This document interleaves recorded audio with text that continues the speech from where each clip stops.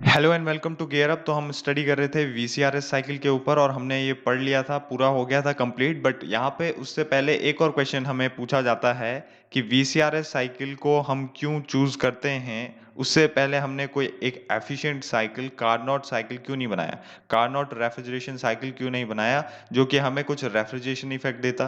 क्योंकि हमें तो पता है भाई कि कार्नोट जो है वो मैक्सिमम एफिशिएंट साइकिल है। तो यहाँ पे हम किसी भी वेपर पावर साइकिल में कार्नोट साइकिल जैसी साइकिल का यूज़ क्यों नहीं करते हैं।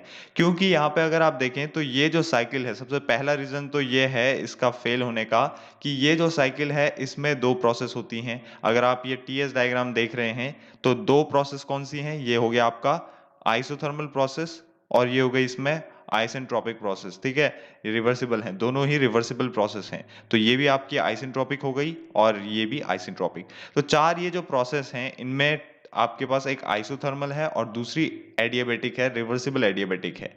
अब क्योंकि अगर आप देखें तो आइसोथर्मल जो है जनरली बहुत ज़्यादा स्लो प्रोसेस है। ठीक है, ये बहुत ज़्यादा स्लो प्रोसेस है। और एडियाबेटिक को भी अगर आप चाहते हैं प्रैक्टिकली कराएं तो हमारे पास कोई भी एक ऐसा कोई तो बॉडी है नहीं जो कि हमारे पास पूरी ऐसी बॉडी हो जिसमें हम अगर फ्लो कराते हैं तो कोई भी हीट इंटरेक्शन ना हो।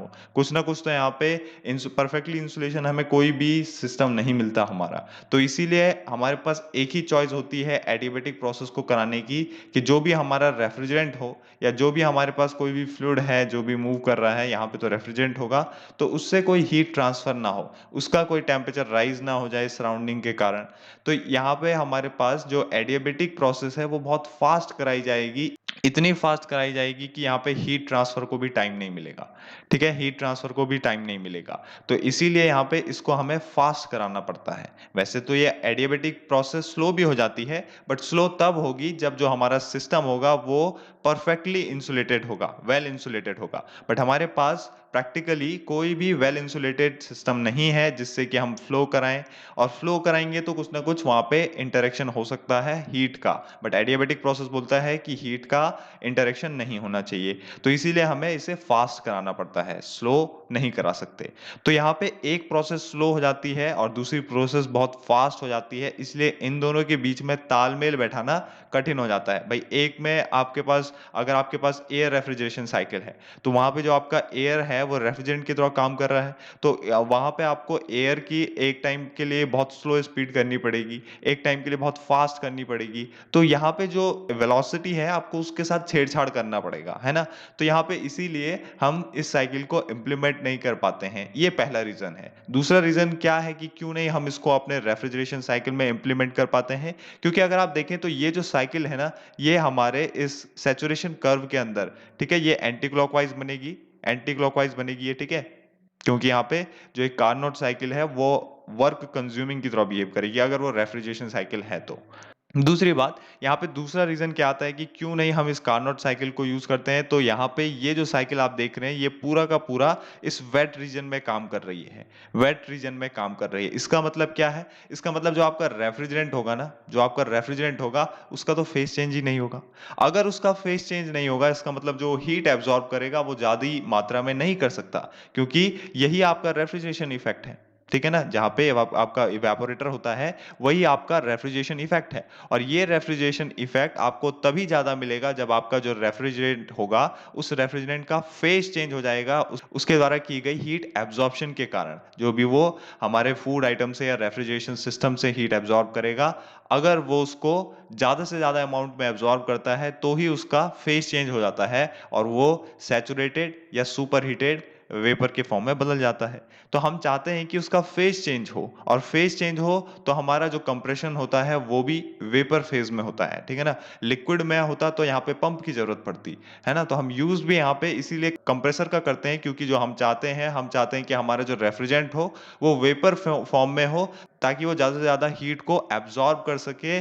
कहां से, किसी भी रेफ्रिजरेशन सिस्टम से, ताकि वहां पे ज्यादा कूलिंग इफेक्ट आपको देखने को मिले। तो इसीलिए दूसरा रीजन यहाँ पे ये है, क्योंकि यहाँ पे क्या हो रहा है, वेट कंप्रेशन हो रहा है, या फिर आप कहें कि यहाँ पे जो आपका रेफ्रिजरेंट है उसका फेस चेंज नहीं हो रहा है, उसके कारण भी इस साइकिल को इंप्लीमेंट नहीं करते। तो आइए स्टार्ट करते हैं सबसे पहले एयर रेफ्रिजरेशन साइकिल से। ठीक है, ये कौन सी साइकिल होती है, इसी साइकिल को हम रिवर्स ब्रेटॉन साइकिल भी बोलते हैं।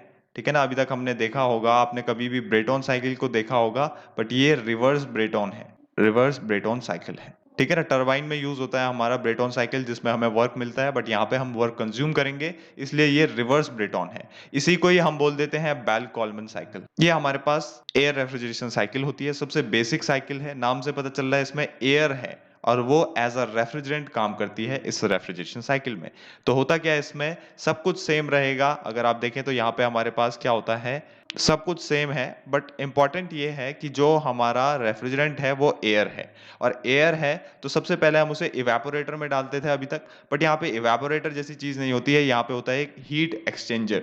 क्यों हीट एक्सचेंजर? बिकॉज यहाँ पे एयर का पूरी साइकिल में फेज चेंज नहीं होने वाला। ठीक है, ये बहुत इंपॉर्टेंट है, पूरी साइकिल में एयर का फेज चेंज नहीं होगा, नो फेज चेंज। इसीलिए यहाँ पे इवेपोरेटर जैसी चीज नहीं है, यहाँ पे क्या है, हीट एक्सचेंजर है। मान लिया ये कोई पहला हीट एक्सचेंजर है, ये क्या करेगा, इस एयर का जो भी हमारे पास लो प्रेशर और लो टेम्परेचर एयर आएगी कहीं से भी, तो ये हीट एक्सचेंजर उस low pressure low temperature air को कुछ वहां पे उस पे हीट एब्जॉर्ब कराएगा। कैसे? क्योंकि जो ये एयर है ये एज अ रेफ्रिजरेंट काम कर रही है, तो ये यहाँ से कुछ ना कुछ हीट एब्जॉर्ब करेगी, जहां पे भी हमको हमारा कूल रीजन बनाना है।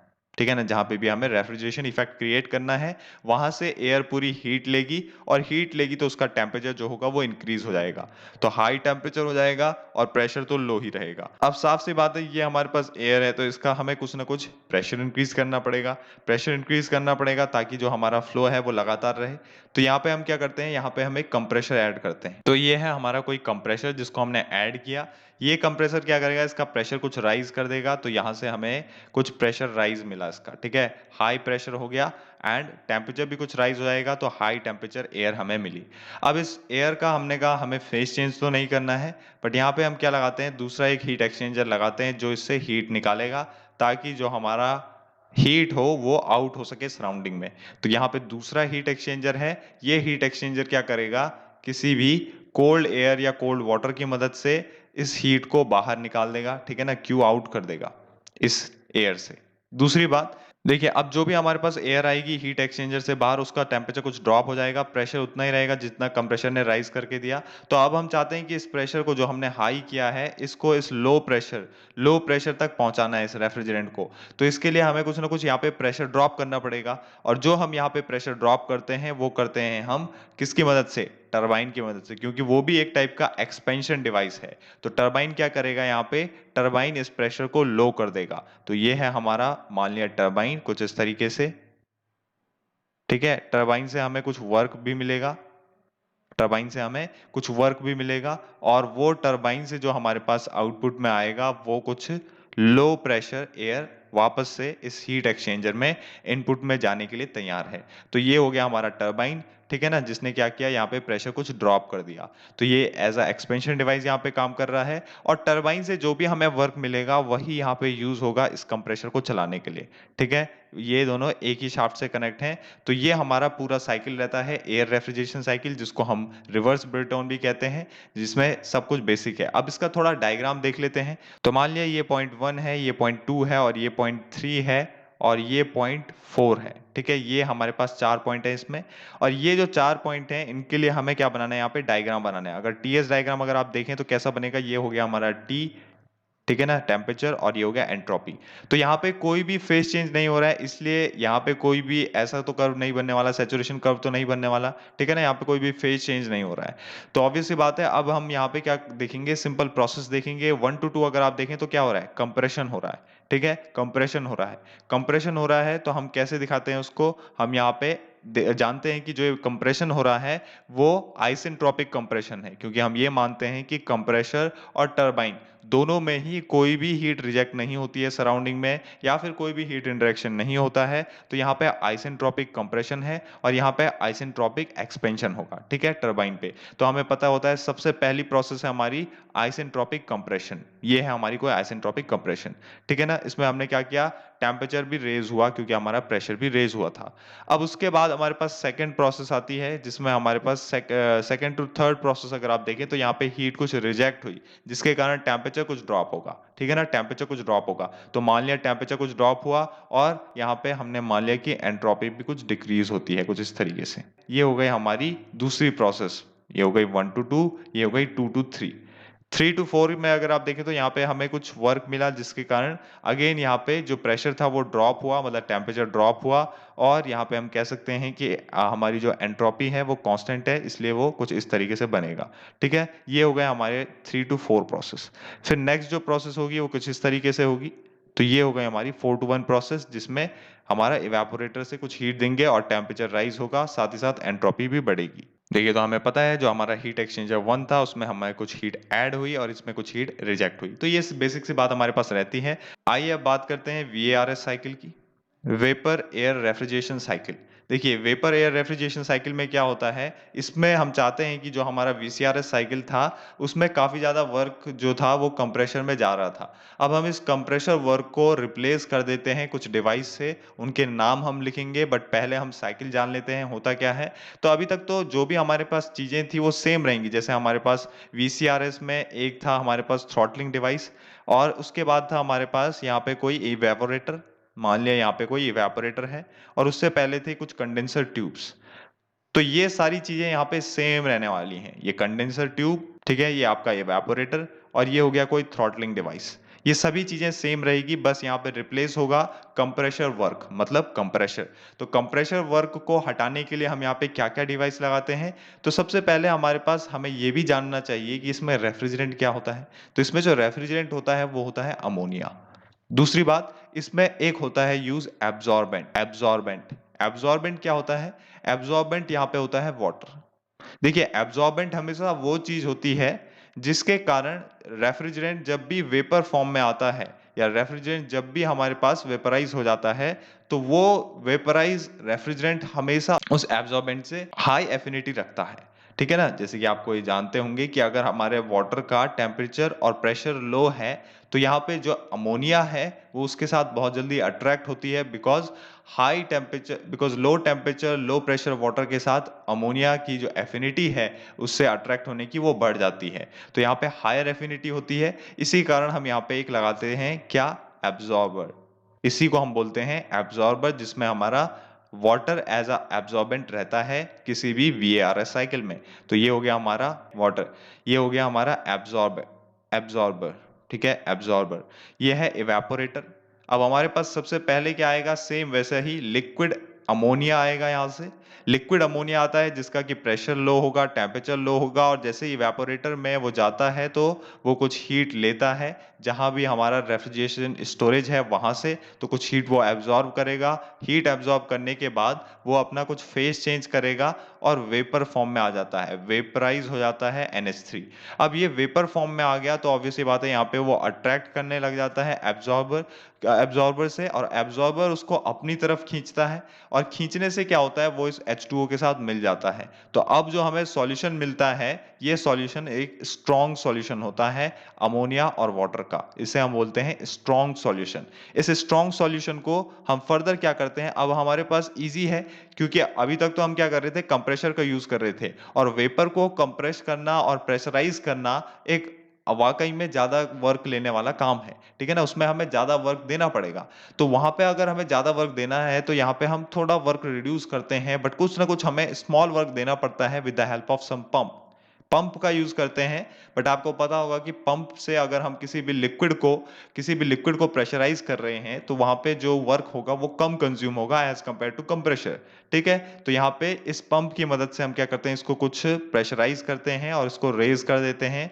कहाँ तक? कुछ प्रेशर तक। और इसके बाद हम लगाते हैं एक और डिवाइस, जिस डिवाइस को हीट करना जरूरी है। ठीक है ना? आप कैसे भी कर सकते हैं। ठीक है? कुछ साइकिल्स में बर्नर के थ्रू करते हैं, बट ये जो डिवाइस होता है हमारा, ये होता है जनरेटर।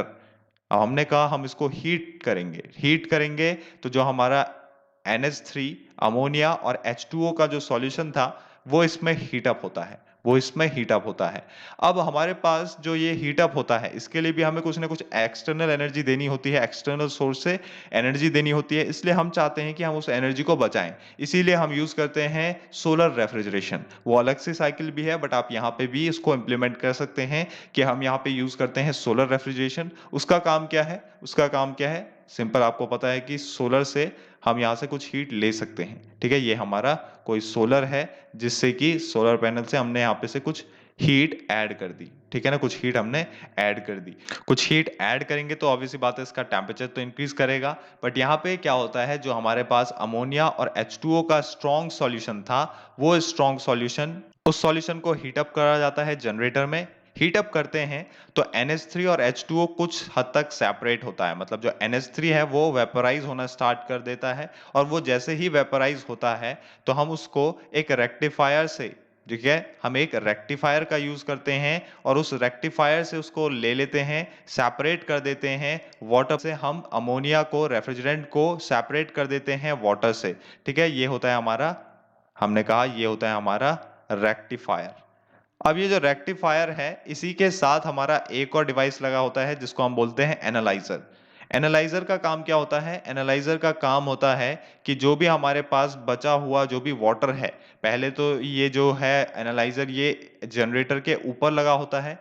इसमें बहुत सारी ट्रेज लगी होती हैं जिसकी मदद से ये अमोनिया को H2O से हटाता है। तो यहाँ तो ये अमोनिया रखेगा, बट यहाँ पे जो भी हमें मिली वो अमोनिया है, बट यहाँ पे जो एनालाइजर है उसने क्या किया, इस H2O को वापस से जनरेटर में भेज दिया, जो कि अमोनिया के साथ कुछ ना कुछ था यहाँ रेक्टिफायर में। तो देखिए हुआ क्या, हमने यहाँ पे कुछ हीट ऐड करी NH3 और H2O सॉल्यूशन को, जिसके कारण अमोनिया इवेपोरेट होना स्टार्ट हुआ, वेपराइज होना स्टार्ट हुआ, और उस अमोनिया को वाटर से अलग कर दिया गया with the help of this rectifier.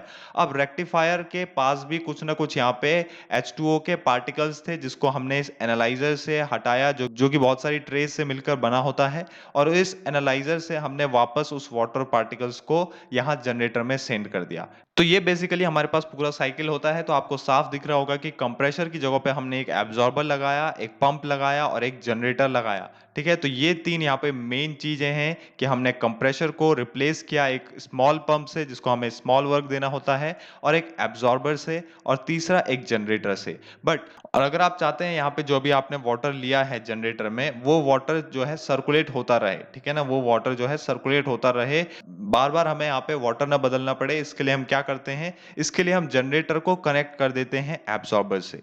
But अब प्रॉब्लम ये है कि अगर हमें कनेक्ट करना है तो हमें पता है पंप हमें जो है हाई प्रेशराइज अमोनिया और H2O का सॉल्यूशन दे रहा है। अब अगर हम उसी सॉल्यूशन को यहाँ नीचे फ्लो कर देंगे तो उसका जो प्रेशर होगा वो हाई होगा, और जो इस एब्जॉर्बर में जो ये प्रेशर होता है वो तो काफी लो होता है, टेम्परेचर भी काफी लो होता है। तो यहाँ पे तो प्रेशर भी बढ़ चुका है कम आपका पंप के कारण, और टेम्परेचर भी बढ़ चुका है। अब इस प्रेशर और टेम्परेचर को घटाया कैसे जाए, ताकि जो हमारा वाटर है वो सर्कुलेट होता जाए कंटिन्यूअसली, और हमें नए वाटर की जरूरत ना पड़े, हमें बार बार वाटर को चेंज ना करना पड़े। तो यहाँ पे इसीलिए हम क्या करते हैं, यहाँ पे हम लगा देते हैं एक हीट एक्सचेंजर। इस हीट एक्सचेंजर की मदद से ऊपर जाने वाले अमोनिया और H2O को हीट अप कर दिया जाता है। ये लगाते हैं हम एक हीट एक्सचेंजर, और इसकी मदद से जो भी यहाँ से हमारा NH3 और H2O इस जनरेटर से नीचे की तरफ जाता है, ऑब्वियस सी बात है उसका टेम्परेचर हाई है, जिसके कारण हम वो क्या करता है, वो इस लो टेम्परेचर की तरफ जाता है और अपनी हीट इधर दे देता है इस NH3 और H2O के सॉल्यूशन को।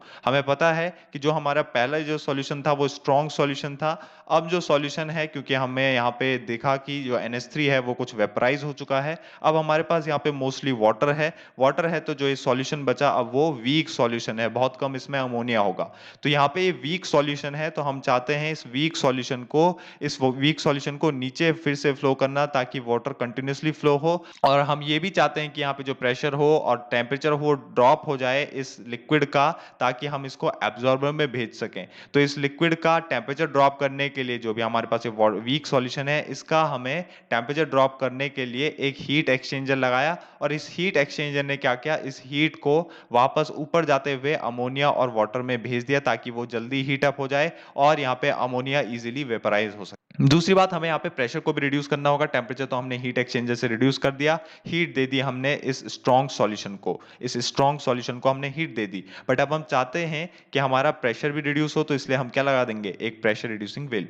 तो यहाँ पे प्रेशर भी ड्रॉप हो जाता है, सिंपल। तो आप ये भी कह सकते हैं कि जो कंप्रेसर है उसने यहाँ पे 2-3 डिवाइस और ऐड करे। पहला तो क्या था हमारे पास, एब्जॉर्बर, दूसरा पंप था, तीसरा जनरेटर था, और फिर हमारे पास आया एक हीट एक्सचेंजर और एक आया प्रेशर रिड्यूसिंग व्हील। ठीक है, यहाँ पे और भी आप लिख सकते हैं, जैसे रेक्टिफायर लिख सकते हैं, एनालाइजर लिख सकते हैं। तो ये हमारे पास कुल मिला के प्रैक्टिकली पॉसिबल वीएआरएस सिस्टम है या वीएआरएस साइकिल है। तो देखिए, ये हमारे पास सिंपल वीएआरएस साइकिल है। सिंपल वीएआरएस साइकिल क्यों बोल रहे हैं हम इसे, क्योंकि यहाँ पे हम इसे प्रैक्टिकली यूज नहीं करते, बिकॉज हम चाहते हैं कि जो हमारे वीएआरएस साइकिल है उसकी सीओपी इंक्रीज करे, और उसी के लिए हमने यहाँ पे सोलर रेफ्रिजरेशन किया था। जैसे कि हमने देखा पहले, सोलर रेफ्रिजरेशन किया था, उसी के साथ साथ हमने कई सारी चीजें लगाई थी, जैसे रेक्टिफायर हो गया, या फिर एनालाइजर हो गया, हीट एक्सचेंजर हो गया। बट बिना उन सबको यूज किए यहाँ पे जो सीओपी है वो डिक्रीज हो जाएगी। जो परफॉर्मेंस है या जो एफिशिएंसी है वीआरएस की, वैसे भी इसकी सीओपी बहुत कम होती है, क्योंकि यहाँ पे जो अमोनिया रेफ्रिजरेंट हम यूज कर रहे हैं वो ज्यादा यहाँ पे टेम्परेचर ड्रॉप नहीं कर पाता, किसी भी एक रेफ्रिजरेशन सिस्टम का ज्यादा हीट एब्जॉर्ब नहीं कर पाता। बट यहाँ पे जहाँ पे हमें ज्यादा लो टेम्परेचर क्रिएट नहीं करना है, जहाँ पे जैसे कि हमारे बहुत बड़े बड़े प्लांट्स होते हैं, वहां पे हम इसका यूज करते हैं वीआरएस का। तो इसीलिए हम चाहते हैं कि हमारा जो परफॉर्मेंस हो वो बढ़े, इसलिए हम उसमें ऐड कर देते हैं कुछ और चीजें। यहाँ पे तो आपको साफ दिख रहा होगा, एक एवापोरेटर है, वहीं आपका एक एब्जॉर्बर है, और एक जनरेटर है, और वहीं आपका पंप और एक प्रेशर रिड्यूसिंग वेल्व है, और फिर यहाँ पे कंडेंसर है, फिर एक रिसीवर है। रिसीवर का यूज आप तब करते हैं जब आप चाहते हैं कि जो आपका रेफ्रिजरेंट हो वो कुछ अमाउंट तक स्टोर हो, या फिर अदरवाइज आप ये कर सकते हैं कि उसको डायरेक्टली थ्रॉटलिंग वेव से पास कर देते हैं, प्रेशर रिड्यूस कर देते हैं। और अगर आप चाहते हैं कि आप उसको कुछ स्टोर करें, तो आप रिसीवर भी लगा देते हैं अपनी एक्सपेंशन वेल्व से पहले। तो हमने कहा ये हमारा सिंपल वीआरएस है। अगर हम इसमें कुछ मॉडिफिकेशन करते हैं, जैसे हम इसमें जनरेटर में कुछ हीट ऐड कर देते हैं with the help of solar, ठीक है, सोलर का यूज करके हम यहाँ पे हीट ऐड कर सकते हैं जनरेटर को। अगर हमें पंप को भी वर्क देना है तो हम और कुछ और मेथड यूज कर सकते हैं यहाँ पे। तो ये हमारे पास मॉडिफिकेशन है। यहाँ पे आप देख रहे हैं रेक्टिफायर और एनालाइजर हमने लगा दिया। एक और क्वेश्चन यहाँ पे बनता है कि जो हमारे एनालाइजर है ना, ये एनालाइजर का काम इतना ज्यादा इंपॉर्टेंट क्यों है। देखिए, अगर ये एनालाइजर ना हो तो यहाँ पे जो हमारे पास कुछ बहुत यहाँ पे पार्टिकल बच जाते हैं जो कि रेक्टिफायर नहीं छान पाता है, वो हमें एनालाइजर छान के देता है। मतलब जो भी हमारे पास अमोनिया होगा उसको सेपरेट कर देता है H2O से, और H2O को वापस भेज देता है जनरेटर में। ठीक है ना, जो भी हमारे पास वाटर पार्टिकल सस्पेंडेड होंगे इस अमोनिया में, इस रेफ्रिजरेंट में, उसको वापस भेज देता है। अगर वो ऐसा ना करे तो आगे जा करके हमारा जो भी सिस्टम है, इवेपोरेटर है या जो थ्रॉटलिंग वेल्व है, वो चोक हो सकती है। ठीक है ना, चोक हो सकती है, क्योंकि यहाँ पे जो हमारे पास वाटर होगा वो कुछ ना कुछ अमोनिया में ऐड रहेगा, और वो ऐड होगा तो वो जब वेपराइज होगा तो यहाँ पे चोक होने की संभावना होती है। इसीलिए हम यहाँ पे एनालाइजर का यूज करते हैं। आइए नेक्स्ट बात करते हैं लिथियम ब्रोमाइड रेफ्रिजरेशन सिस्टम। इस रेफ्रिजरेशन सिस्टम में हम LIBR का यूज करते हैं। LIBR यहाँ पे रेफ्रिजरेंट की तरह नहीं, एज अ एब्जॉर्बर यूज होता है, एज अ एब्जॉर्बर यूज होता है। और रेफ्रिजरेंट क्या होता होगा, रेफ्रिजरेंट रहता है आपका वाटर, रेफ्रिजरेंट रहता है यहाँ पे वाटर। और इसीलिए वाटर क्योंकि रेफ्रिजरेंट है, तो यहाँ पे अगर आप चाहते हैं कि आप यहाँ पे रेफ्रिजरेशन इफेक्ट दें, वो भी 0 डिग्री सेंटीग्रेड से कम का, तो क्या ये पॉसिबल है, नहीं। वाटर खुद ही यहाँ पे अगर 0 डिग्री सेंटीग्रेड तक पहुंचता है तो वो खुद ही यहाँ पे आइस बन जाएगा। आइस बन जाएगा तो वो यहाँ पे सर्कुलेट नहीं कर पाएगा पाइप्स के थ्रू। तो सर्कुलेट नहीं कर पाएगा तो ऑब्वियसली बात है, वो जो रेफ्रिजरेशन इफेक्ट देगा वो 0 डिग्री सेंटीग्रेड से ऊपर ऊपर तक का देगा। ठीक है, 0 डिग्री सेंटीग्रेड से ऊपर ऊपर तक का देगा जब तक वो लिक्विड फेज में रहता है। तो आइए बात करते हैं LIBR की वर्किंग के ऊपर, LIBR रेफ्रिजरेशन सिस्टम की वर्किंग के ऊपर। तो सबसे पहला अगर आप यहाँ पे देखें तो ये कंडेंसर है और ये जनरेटर है, दोनों एक ही चैम्बर में है। इस पूरे चैम्बर का जो प्रेशर है वो ज्यादा होता है, क्योंकि अभी तक आपने देखा होगा जो जनरेटर और कंडेंसर हम लगा रहे थे किसी भी साइकिल में, वो किसी कंप्रेशन डिवाइस के बाद लगा रहे थे। इसके बाद दूसरा चैम्बर आपको दिख रहा है, ये है हमारा इवेपोरेटर और ये है एब्जॉर्बर। इवेपोरेटर और एब्जॉर्बर दोनों का ही प्रेशर जो है वो कम होता है, तो यहाँ पे प्रेशर ड्रॉप होगा। ध्यान रखिएगा, इवेपोरेटर में हम थोड़ा बहुत वैक्यूम भी क्रिएट करते हैं। अब देखिए, सबसे पहले अगर हम वर्किंग को जाने तो हम यहाँ पे स्टार्ट करते हैं कि जो भी हमारे पास इवेपोरेटर है, उसमें इवेपोरेटर में आप देख रहे होंगे यहाँ पे हम कुछ स्प्रे कर रहे हैं। ये स्प्रे करते हैं हम रेफ्रिजरेंट, रेफ्रिजरेंट वाटर। ठीक है? जो भी हमारा वाटर है, वो एज़ अ रेफ्रिजरेंट काम कर रहा है। तो यहाँ पे हम उस वाटर को स्प्रे कराते हैं। अब ये जो वाटर होता है, इसका टेम्परेचर हाई होता है। अब देखिए, सबसे पहले हम स्टार्ट करते हैं इवेपोरेटर से। जो हमारा ये इवेपोरेटर है, इस इवेपोरेटर में आता है हमारा रेफ्रिजरेंट, जो कि वाटर है। ठीक है? वाटर आता है और ये जो वाटर है, इसका टेम्परेचर हाई होता है। जब हीटेड वाटर को या हीटेड रेफ्रिजरेंट को आप स्प्रे की फॉर्म में यहाँ पे गिराते हैं, ठीक है ना? इसको स्प्रे करते हैं यहाँ पे, तो क्या होता है, स्प्रे करने से यहाँ पे इवेपोरेट होता है। आपका जो कोल्ड वाटर है, उससे इवेपोरेशन होता है, ठीक है ना? वो वेपराइज़ होता है। जैसे-जैसे वो वेपराइज़ होता है, अब आपको पता है कि इस इवेपोरेटर का हम प्रेशर कुछ कम रखते हैं, प्रेशर जो है वो ड्रॉप रखते हैं, और इसका प्रेशर ड्रॉप होता है दूसरे कारण से। किस कारण से? क्योंकि यहाँ पे अगर आप देखें तो ये दोनों एक ही चैम्बर में हैं, और इनको एक ही चैम्बर में रखने का कारण है कि इनका जो प्रेशर रहे वो कम रहे, और प्रेशर यहाँ पे कम रखता है ये LIBR। क्यों? क्योंकि अगर आप देखें तो ये जो LIBR है, इसी के कारण ही हमारा इसका जो लो वेपर प्रेशर होता है, इसी के कारण, इसी की प्रेजेंस में इवेपोरेटर में जो प्रेशर है वो कम रहता है, वहां पे वैक्यूम जैसा क्रिएट हो जाता है। तो वो जो प्रेशर है वो किसके कारण ड्रॉप हुआ है? इसके नीचे जो एब्जॉर्बर प्रेजेंट है, उसमें रहने वाले लिथियम ब्रोमाइड के कारण, दूसरा एक और चीज यहाँ पे इंपॉर्टेंट है कि यहाँ पे क्योंकि lithium bromide as a absorbent काम कर रहा है, और ये बहुत ज्यादा सेंसिटिव होता है कि ये किसी भी मेटल पे कोरोजन कर सकता है। अब ये कोरोजन कर सकता है, तो इसी के लिए हम यहाँ पे यूज करते हैं lithium chromate as a inhibitor करा जाता है, ताकि जो कोरोजन हो उसको हटाया जा सके। ठीक है? तो हमने कहा ये प्रेशर को ड्रॉप करे रखता है, जिसके कारण इवेपोरेटर में प्रेशर ड्रॉप होता है। अब प्रेशर ड्रॉप हुआ तो देखिए, प्रेशर ड्रॉप हुआ अगर इवेपोरेटर में वैक्यूम जैसा कुछ बनता है, तो आपको पता है अपने आप बॉइलिंग पॉइंट भी डिक्रीज करेगा। Boiling point of water will decrease, और बॉइलिंग पॉइंट अगर आप डिक्रीज करते हैं, आपको पता है अगर आप बॉइलिंग पॉइंट अगर उसका डिक्रीज करते हैं, तो वो जल्दी ही वेपराइज हो जाएगा। मतलब वो 6 डिग्री सेंटीग्रेड को भी आप उसको वेपराइज कर सकते हैं, ठीक है ना? 6 डिग्री सेंटीग्रेड पे भी आप उसका बॉइलिंग पॉइंट ला सकते हैं, और जल्दी ही वो वेपराइज हो जाएगा। और अगर वो वेपराइज हो जाता है, तो इसके बाद काम आता है हमारा LIBR। वो क्या करता है, उस LIBR से अट्रैक्ट होता है ये वाटर, और ये वाटर क्या हो जाता है, LIBR में चले जाता है। ये जो वेपराइज फॉर्म है वाटर की, वो LIBR से मिल जाता है, और जो भी हमारे पास ये वीक सॉल्यूशन बनता है, इस वीक सॉल्यूशन को हम ऊपर ले आते हैं और इसको छोड़ देते हैं जनरेटर में।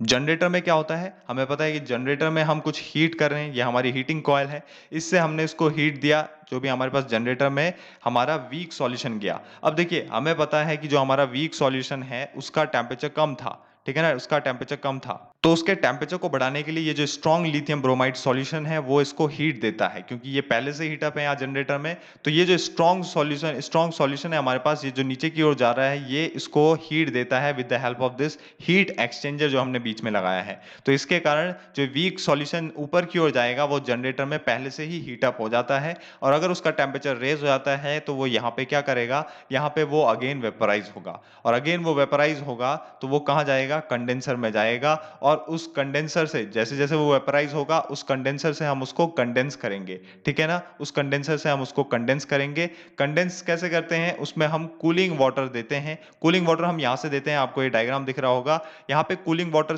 के लिए हम कुछ भी यूज कर सकते हैं, जैसे हमारे पास कुछ पॉन्ड्स होते हैं, कूलिंग पॉन्ड होते हैं, या फिर कूलिंग टावर होता है। तो उन कूलिंग टावर या कूलिंग पॉन्ड्स की मदद से सबसे पहले हम कूलिंग वाटर को एब्जॉर्बर से गुजारते हैं। एब्जॉर्बर से गुजारने से क्या होता है, ये जो हमारा एब्जॉर्बर है, उसका टेम्परेचर कम रहता है। जितना ज्यादा देखिए ये टेम्परेचर ड्रॉप रहेगा LIBR का, और प्रेशर भी ड्रॉप रहेगा, उतना ज्यादा जो ये जो वाटर है, वाटर हमें वेपराइज फॉर्म में इवेपोरेटर में मिला, उतना ज्यादा इसकी एफिनिटी बढ़ेगी इससे अट्रैक्ट होने की।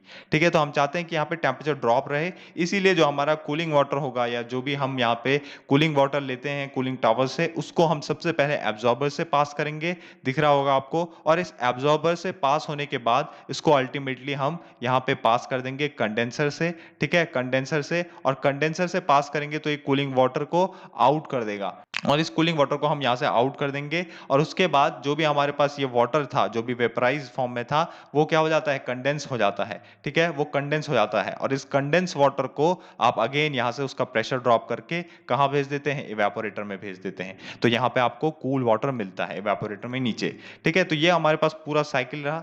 एक और इम्पोर्टेंट चीज़ यहाँ पे ये बचती है कि अगर आप देखें यहाँ पे 2 चीज़ें देखें, जनरेटर और एब्ज़ॉर्बर। देखिए जनरेटर से कुछ यहाँ पे हमारा स्ट्रॉन्ग सॉल्यूशन जा रहा है नीचे की तरफ, और ये जब नीचे की तरफ जा रहा है तो ये कहाँ हो रहा है, ये स्प्रे हो रहा है यहाँ एब्ज़ॉर्बर में। तो ये स्प्रे तभी हो सकता है, ये जो स्ट्रॉन्ग सॉल्यूशन है एब्ज़ॉर्बर में, तभी हो सकता है जब हम यहाँ पे कुछ क्रिएट करते हैं प्रेशर डिफरेंस। इसीलिए हमने इसे कुछ हाइट पे रखा है, जिसके कारण प्रेशर डिफरेंस और साथ ही साथ कुछ ग्रेविटी फोर्स का यहाँ पे डिफरेंस देखने को मिल रहा है। और उसी ग्रेविटी और प्रेशर डिफरेंस के कारण ही ये जो स्ट्रॉन्ग लिथियम ब्रोमाइड सॉल्यूशन है उसको हम एब्जॉर्बर में स्प्रे करते हैं। देखिए ये है हमारा next steam jet refrigeration method.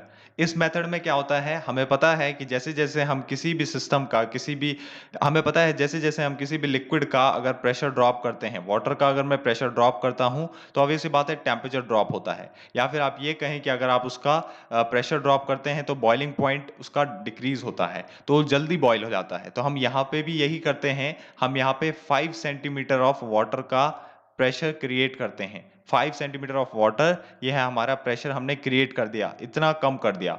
इतना कम करने से क्या होता है, जो हमारा वाटर है वो बॉयल हो जाता है 6 डिग्री सेंटीग्रेड पे ही, ठीक है ना। जो भी हमारे पास यहाँ पे वाटर रहेगा उसका जो बॉइलिंग पॉइंट है वो ड्रॉप हो जाता है और वो 6 डिग्री सेंटीग्रेड पे ही बॉयल करना स्टार्ट कर देता है। तो इसी चीज़ का हम यहाँ पे यूज़ करते हैं। हम करते क्या है, हमारे पास होता है एक फ्लैश चैम्बर। इस फ्लैश चैम्बर में चिल्ड वाटर है, ठीक है ना, इसमें हमारे पास वाटर भरा होता है, ठीक है, वाटर है जो भी। और ऊपर से अगर आप देखें तो यहाँ पे ये जॉइन होता है इससे, ये जो हमारा इजेक्टर है, ठीक है ना, इस इजेक्टर से ये जॉइन रहता है। और यहाँ पे आपको देखने को मिल रहा होगा कि यहाँ पे क्या होता है, आप यहाँ पे चिल्ड वाटर दे रहे हैं और ऊपर से आप यहाँ पे वार्म वाटर ले रहे हैं, ठीक है ना। चिल्ड वाटर नीचे है और वार्म वाटर ऊपर की ओर आ रहा है टेम्परेचर डिफरेंस के कारण, ठीक है। टेम्परेचर डिफरेंस होने के कारण यहाँ पे वो ऊपर की ओर से फ्लो होता है और उसको हम यहाँ पे क्या करते हैं, स्प्रे करते हैं। अब जैसे जैसे हम इस वार्म वाटर को यहाँ पे स्प्रे करते हैं तो जो भी हमारे फ्लैश चैम्बर में वाटर है, ये वाटर क्या करता है, थोड़ा बहुत वेपराइज हो जाता है।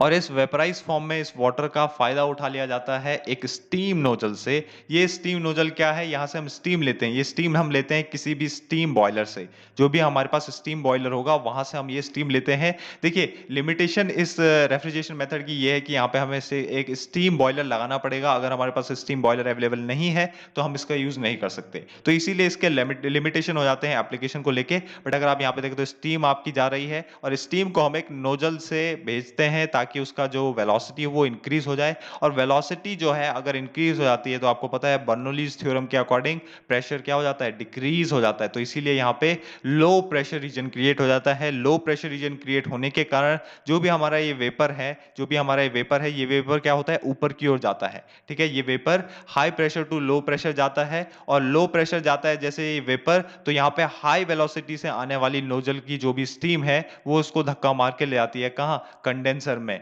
ठीक है। वो उसको धक्का मार के ले आती है कहाँ, कंडेंसर में। तो जो भी हमारे पास ये वाटर वेपर आया इसको हम क्या कर देते हैं, कंडेंस कर देते हैं और पंप के थ्रू वही फ्लैश चैम्बर में भेज देते हैं, इसका टेम्परेचर कुछ ड्रॉप करके। इसका जो भी हमने हीट था वो रिजेक्ट कर दिया with the help of condenser, ठीक है ना। तो हीट हमारा रिजेक्ट हो गया और कंडेंसर की मदद से हमने ये सब किया। उसके बाद हमारे पास अगेन यहाँ पे चिल्ड वाटर है जो कि नीचे रहेगा और वो वापस चले जाएगा, ठीक है। तो हॉट वाटर आपका ऊपर रहेगा और हॉट वाटर ऊपर रहने के कारण वो जल्दी जल्दी वेपराइज होगा तो उस वेपराइज फॉर्म को अगेन यहाँ पे हमारा नोजल क्या करेगा, लो प्रेशर रीजन क्रिएट करेगा जिसके कारण ये ऊपर की ओर जाएगा और नोजल उसको पुश करेगा ताकि वो कंडेंसर की तरफ आए और ये साइकिल हमारा कंटिन्यू चलता रहेगा और इससे हमें कूलिंग इफेक्ट मिलेगा। तो नेक्स्ट हमारा आता है इलेक्ट्रोलक्स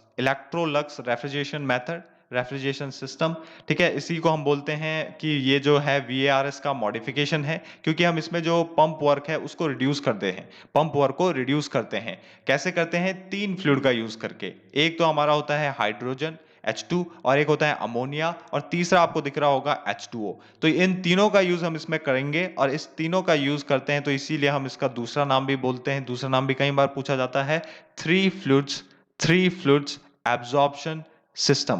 एब्जॉर्प्शन सिस्टम हमसे बोलते हैं। इसमें 3 फ्लूइड हैं, हमारा H2 जो कि किसके काम आता है, ये इस इवेपोरेटर में प्रेशर को डिक्रीज करता है। क्यों करता है अभी हम बात करेंगे। दूसरा फ्लूइड होता है हमारे पास वाटर एज अ सॉल्वेंट या फिर एज अ एब्जॉर्बर काम करता है। इसमें एबिलिटी होती है, इसमें हाई एफिनिटी होती है कि ये NH3 को अपनी ओर आकर्षित कर सकता है, हाँ, अपने में एब्जॉर्ब कर सकता है। इसी के बाद हमारा है अमोनिया और अमोनिया क्या है एज अ रेफ्रिजरेंट यूज करेगा पूरी साइकिल में सर्कुलेट होता रहेगा। तो सबसे पहले क्या होता है हमारे पास यहाँ पे NH3 है जो कि वाटर में मिला है स्ट्रॉन्ग सॉल्यूशन है। ये स्ट्रॉन्ग सॉल्यूशन जनरेटर में जाता है, यहाँ पे हम बर्नर की मदद से इसको हीट देते हैं और हीट ऐड करने से NH3 जो है वो वेपर फॉर्म में आ जाता है और वाटर इससे यहाँ पे मिक्स होता है। तो ये दोनों हम इनको सेपरेट किया जाता है। सेपरेट करने के लिए हम यहाँ पे सेपरेटर लगाते हैं जिसको हम रेक्टिफायर भी बोलते हैं। वो क्या करता है यहाँ पे इस NH3 को वेपर फॉर्म में डाल देता है कंडेंसर में, ठीक है ना। NH3 का वेपर फॉर्म अलग से सेपरेट कर लेता है और जो हमारे पास वाटर में कुछ बचा कुचा NH3 है उस वीक सॉल्यूशन को वापस से एब्जॉर्बर में डाल लेता है। और ध्यान रखिएगा कई बार यहाँ पे हीट एक्सचेंजर का यूज किया जाता है इस स्ट्रॉन्ग सॉल्यूशन और इस वीक सॉल्यूशन के बीच में, ताकि जो भी हमारे पास इस वीक सॉल्यूशन में जो भी हमारे पास हीट हो वो सारी हीट जा सके किसमें, स्ट्रॉन्ग सॉल्यूशन में, ताकि वो इजीली जनरेटर में हीट अप हो सके, उसका टेम्परेचर राइज हो सके। इसका डायग्राम आपको कई बार इस तरीके से देखने को मिलता है कि आपने यहाँ पे से डायरेक्टली एक हीट एक्सचेंजर लगा दिया बीच में कुछ इस तरीके से और यहाँ पे आपका जाता है वीक सॉल्यूशन। ये है वीक सॉल्यूशन और ये है स्ट्रॉन्ग सॉल्यूशन। तो वीक सॉल्यूशन क्या कर रहा है, हीट अप कर रहा है स्ट्रॉन्ग सॉल्यूशन को ताकि वो जनरेटर में जाए तो उसका टेम्परेचर इंक्रीज हो जाए। अब देखिए जो हमने यहाँ पे अमोनिया भेजा वेपर फॉर्म में वो कंडेंस होता है और वो लिक्विड मिल जाता है हमें, ठीक है, सिंपल। अब हमारे पास जो ये लिक्विड अमोनिया है इसको हमने इवेपोरेटर में डाला और इवेपोरेटर में यहीं पे कुछ आ जाती है hydrogen gas with the help of this absorber, ठीक है। तो हम यहाँ पे NH3 लिक्विड जो है वो हाइड्रोजन गैस की प्रेजेंस में इस इवेपोरेटर में डालते हैं with the help of this absorber. Absorber से हमने हाइड्रोजन गैस डाली और इस इवेपोरेटर में क्या हो गया, प्रेशर ड्रॉप हो गया इस हाइड्रोजन गैस के कारण। प्रेशर ड्रॉप हुआ तो आपको पता है अगर प्रेशर ड्रॉप होता है तो जो भी हमारा रेफ्रिजरेंट है, देखिए प्रेशर ड्रॉप हम हमेशा इवेपोरेटर में इसलिए करते हैं ताकि जो रेफ्रिजरेंट हो ना वो आसानी से फेस चेंज कर ले या फिर जो रेफ्रिजरेंट है वो ज्यादा से ज्यादा हीट को एब्जॉर्ब कर ले। तो वो यहाँ पे भी क्या करेगा, ज्यादा से ज्यादा हीट को एब्जॉर्ब करता है, ठीक है। वो यहाँ पे ज्यादा से ज्यादा हीट को एब्जॉर्ब करता है जहां पे से भी हमें हीट को एब्जॉर्ब करना है वहां से, ठीक है, जो भी हमारे पास रेफ्रिजरेशन सिस्टम होगा वहां से। अब उसने हीट जो एब्जॉर्ब करी उसके बाद क्या हुआ, अमोनिया और हाइड्रोजन का मिक्सचर वापस से यहाँ पे चले जाता है एब्जॉर्बर में, ठीक है। इन दोनों का मिक्सचर एब्जॉर्बर में जाता है तो एब्जॉर्बर से, और ये हमारा कंटिन्यूअसली इस तरीके से चलता रहता है। तो हमने कहा इंपॉर्टेंट चीज सिर्फ ये है कि यहाँ पे हाइड्रोजन गैस का फ्लो होता है एब्जॉर्बर टू इवेपोरेटर। इवेपोरेटर अगर ये फ्लो होता है तो ये किया जाता है केवल और केवल प्रेशर डिक्रीज करने के कारण, ताकि जो हमारा रेफ्रिजरेंट है उस रेफ्रिजरेंट का जो बॉइलिंग पॉइंट है वो डिक्रीज किया जा सके और वो इजीली ज्यादा से ज्यादा हीट यहाँ पे एब्जॉर्ब कर सके किसी रेफ्रिजरेशन सिस्टम से। तो thank you for watching this video.